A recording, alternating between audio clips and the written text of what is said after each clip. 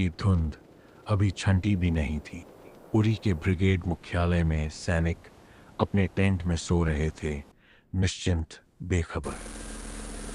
और फिर सब कुछ बदल गया। 4 आतंकवादी, हथगोल, AK-47 और आग। जब सूरज पूरी तरह निकला, तब तक भारत के 19 जवान शहीद हो चुके थे। यह स्वतंत्र भारत के इतिहास में सेना पर हुए सबसे बड़े हमलों में से एक था। लेकिन जो उस दिन दिखा वो सिर्फ एक हमला था। जो नहीं दिखा वो एक ऐसी कहानी थी जो अगले 10 दिनों में भारत और पाकिस्तान को पूर्ण युद्ध के मुहाने तक ले जाने वाली थी। और उस कहानी की शुरुआत हुई दिल्ली के एक बंद कमरे में। उरी हमले की खबर जब साउथ ब्लॉक पहुंची तो वहां मातम नहीं था, वहां था गुस्सा। प्रधानमंत्री नरेंद्र मोदी ने अपनी तय बैठकों को रद्द कर दिया। राष्ट्रीय सुरक्षा सलाहकार अजीत डोभाल को तुरंत बुलाया गया और उसी शाम एक बैठक शुरू हुई जिसका कोई आधिकारिक रिकॉर्ड आज भी सार्वजनिक नहीं है। उस कमरे में थे सेना प्रमुख जनरल दलवीर सिंह सुहाग, रॉ प्रमुख राजेंद्र खन्ना, IB के वरिष्ठ अधिकारी और NSA डोभाल। ये कोई साधारण संकट बैठक नहीं थी।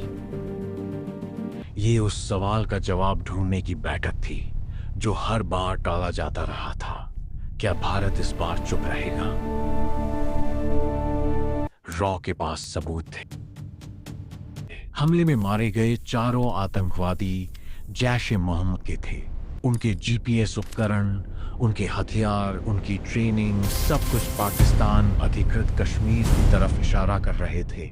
लेकिन रॉ सिर्फ सबूत नहीं लाई थी, वो एक और चीज लाई थी, विकल्प।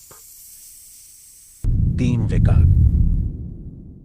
पहला, कूटनीतिक दबाव, संयुक्त राष्ट्र में पाकिस्तान को अलग थलग करो। दूसरा, गुप्त अभियान, नियंत्रण रेखा के पार जाकर आतंकी कैंपों को चुपचाप नष्ट करो।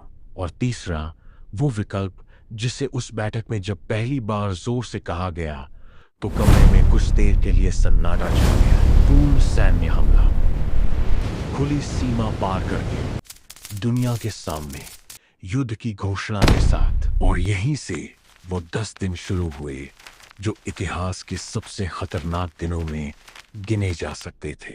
पाकिस्तान को पता था कि भारत का जवाब आएगा। पाकिस्तानी सेना ने अपनी अग्रिम चौकियां सक्रिय करनी शुरू कर दी। कुछ रिपोर्टों के मुताबिक पंजाब और सिंध सेक्टर में सैनिकों की हलचल बढ़ी और दोनों तरफ परमाणु हथियारों से लैस देश एक दूसरे की तरफ देख रहे थे। दुनिया भी देख रही थी। अमेरिका सक्रिय हुआ। संयुक्त अरब अमीरात के चैनल खुले। सऊदी अरब के माध्यम से बैक चैनल कूटनीति शुरू हुई। लेकिन दिल्ली इस बार किसी के सुने के मूड में नहीं थी।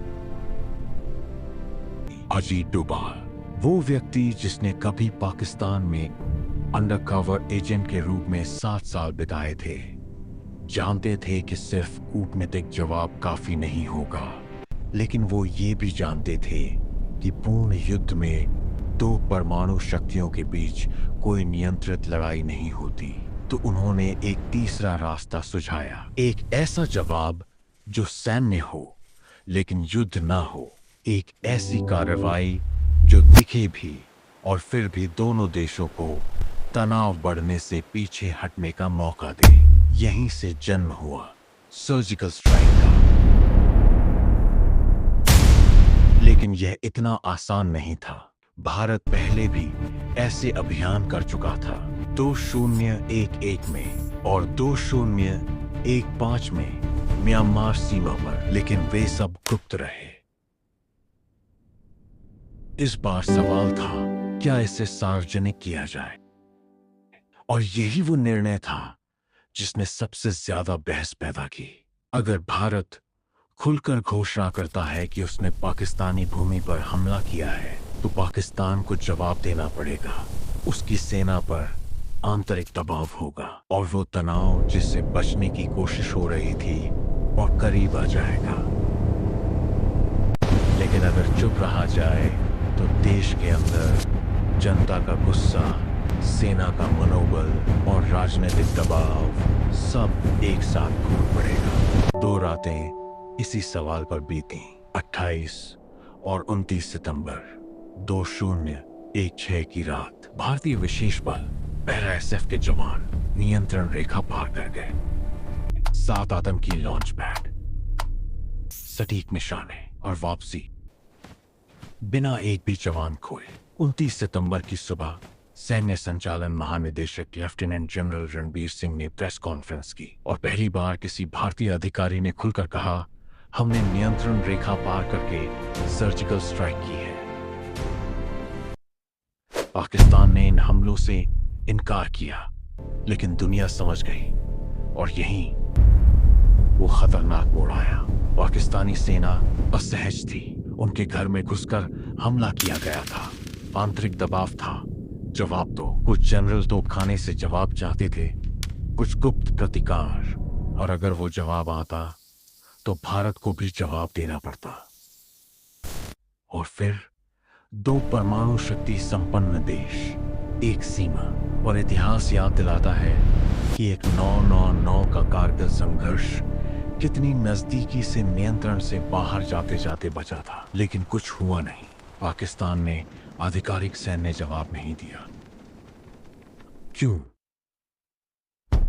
कुछ विश्लेषक कहते हैं अमेरिकी दबाव था, कुछ कहते हैं पाकिस्तानी सेना के भीतर भी एक गुट था जो पूर्ण युद्ध नहीं चाहता था, और कुछ कहते हैं अजीत डोभाल ने बैक चैनल में एक बहुत स्पष्ट संदेश पहुंचाया था। वो संदेश क्या था, ये आज भी गोपनीय है।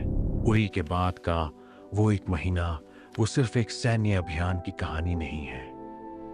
वो कहानी है उन बंद कमरों की जहां कुछ लोग ऐसे फैसले लेते हैं जिनके बारे में करोड़ों लोगों को कभी पता नहीं चलता। वो कहानी है उस बारीक रेखा की जो युद्ध और शांति के बीच होती है। और वो कहानी ये भी है कि असली ताकत हमेशा उस गोली में नहीं होती जो चलाई जाती है। असली ताकत होती है उस निर्णय में जो ये तय करता है कि कौन सी गोली नहीं चलानी है।